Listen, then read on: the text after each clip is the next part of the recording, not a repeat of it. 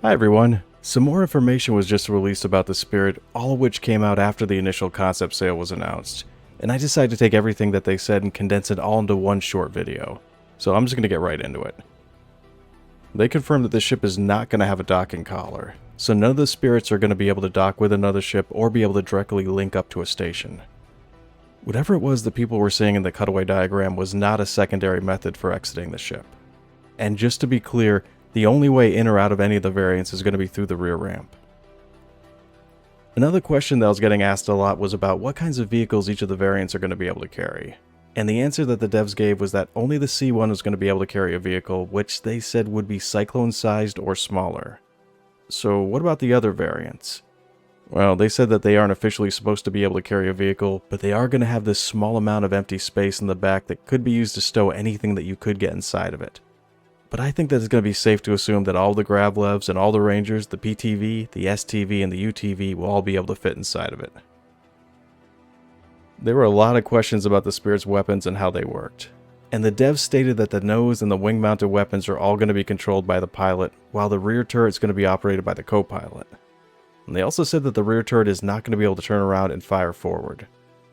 Also, speaking of the turret, they're not currently planning on letting players swap out the C1's tractor beam for a remote turret, or letting A1 or E1 owners replace their turrets with anything else.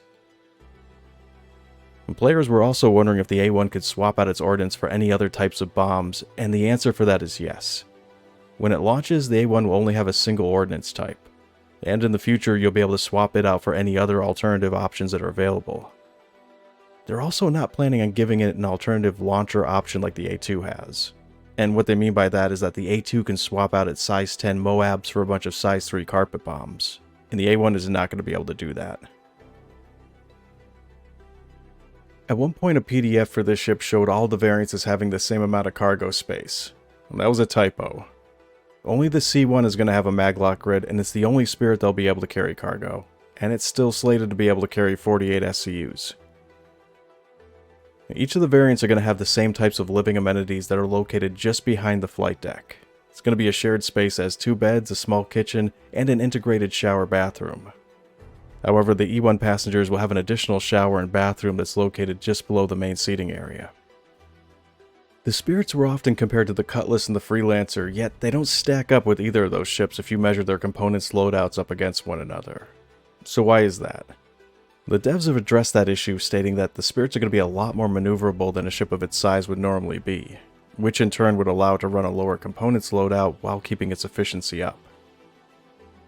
All of the Spirits have a sleek look to them, which naturally made people wonder just how stealthy the ship would end up being. Most of a ship's signature consists of what its EM and IR numbers total up to, which is mainly generated by its components loadout.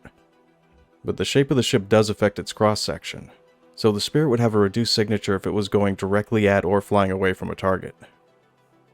They have no plans for making the ship modular, so each chassis is going to be its own unique variant, which means that you're not going to be able to convert one version of the Spirit into another.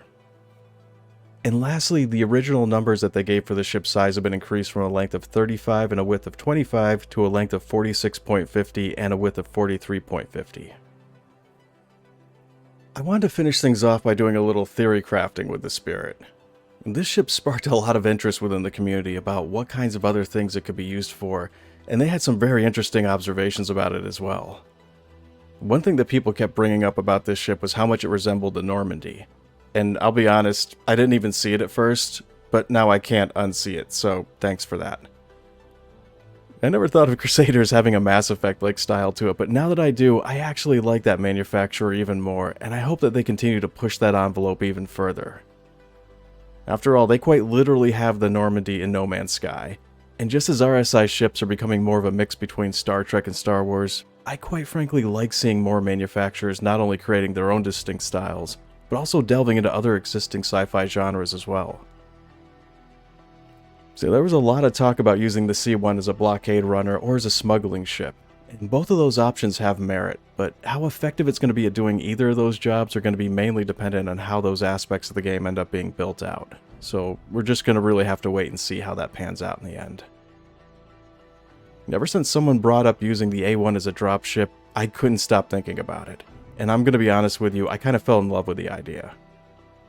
This picture makes me want to replace the bomb tubes with a series of combat-style drop pods. And even if they weren't willing to do that, I'd still really like to be able to remove all the A1's bombs and just let your soldiers stand in those empty tubes. Then you could just drop them by opening the release hatch.